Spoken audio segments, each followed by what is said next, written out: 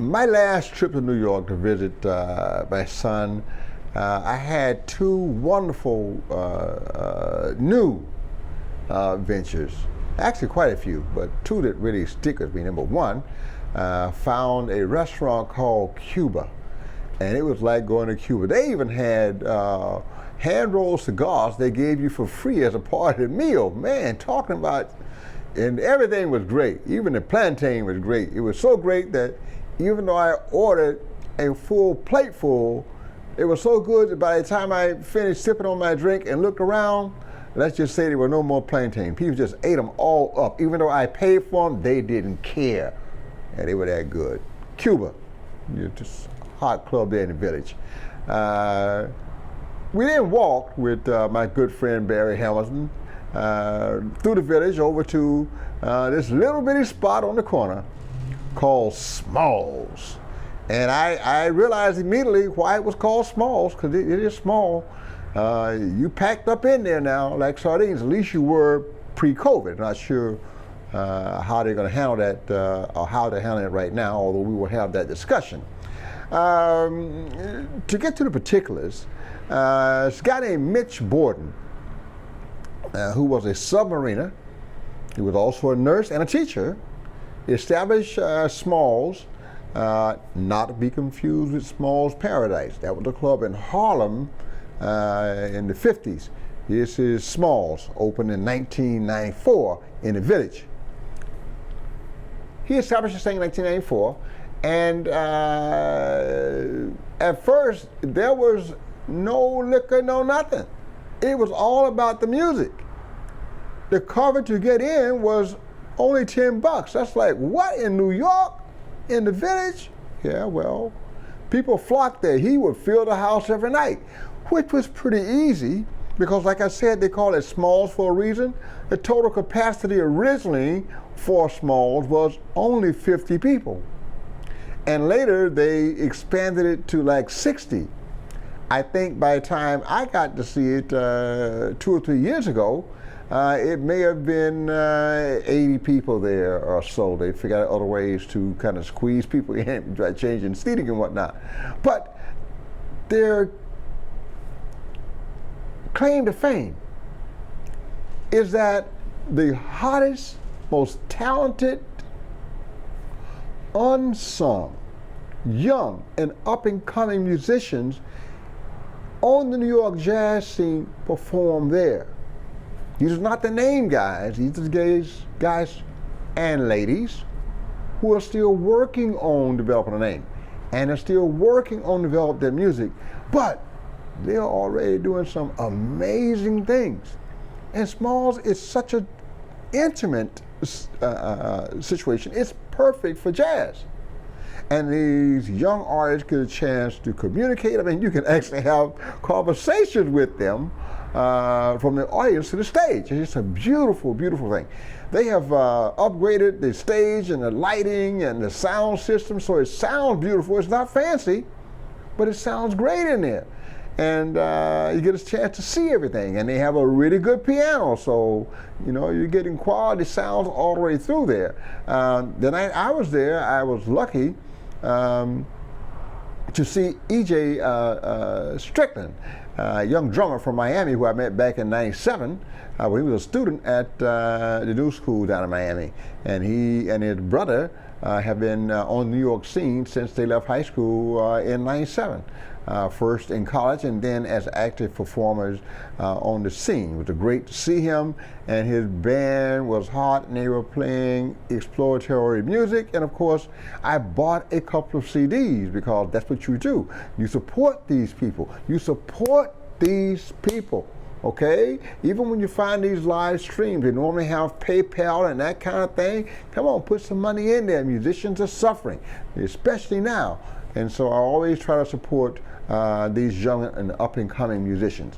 Now, one of the things that I did like about Smalls when I visited is they did offer a full bar service, so you could actually sit there and drink and refresh yourself and the whole shot. So that was a really good thing.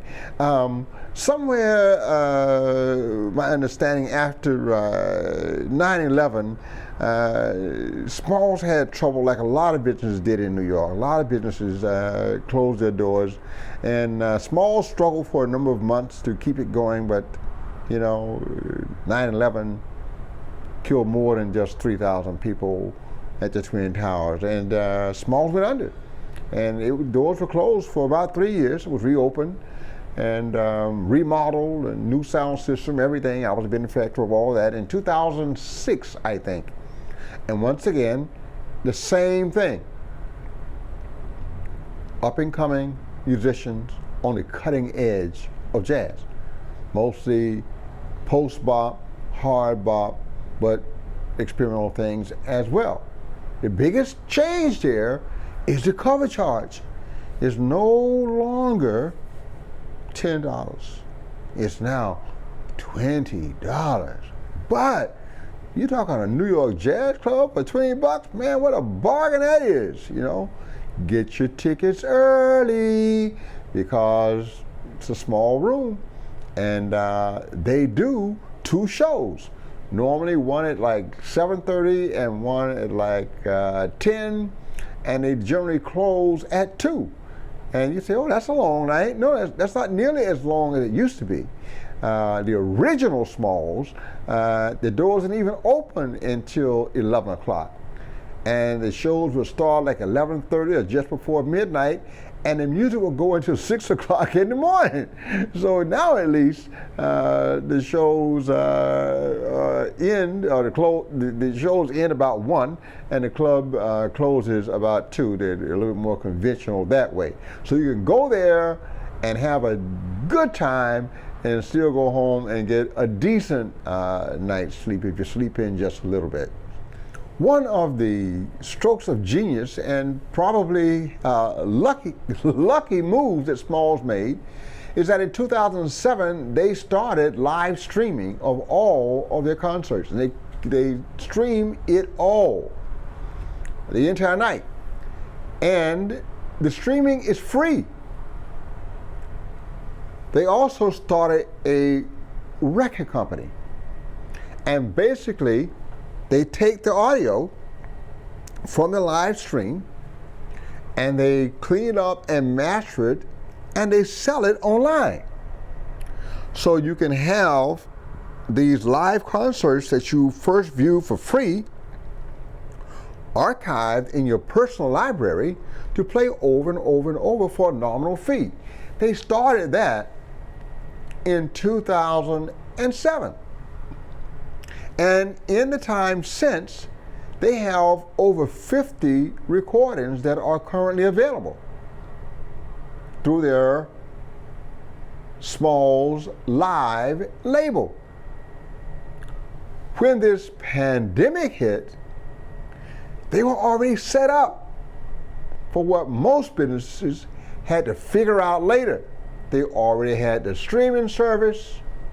They were doing it basically for free. They may have attached a little fee to it now because they don't have the $20 cover charge every night for the full room. And they still have their recording company that is capturing these performances and archiving them for distribution to their subscribers. So Smalls is one of the rooms that at last word I had from people who live in the area is still surviving because of those critical decisions they made way back in 2007 before we ever heard of the coronavirus or COVID-19 or anything else.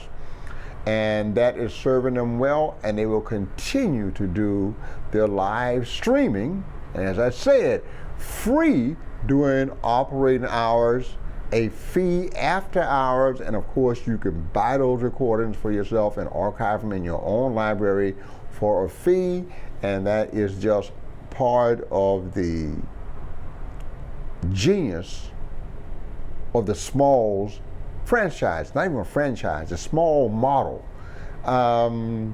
They say necessity is the mother of invention.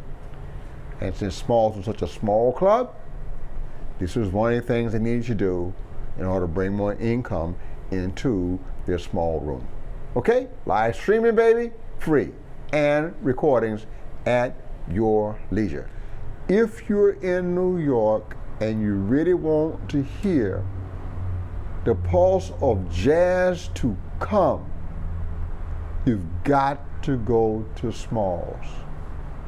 It ain't fancy, but it's real jazz, and it's raw, and it's exciting, and you're hearing some of the most honest, artistic expressions you can hear in New York City, the home of real jazz. Thank you very much. Please visit Smalls.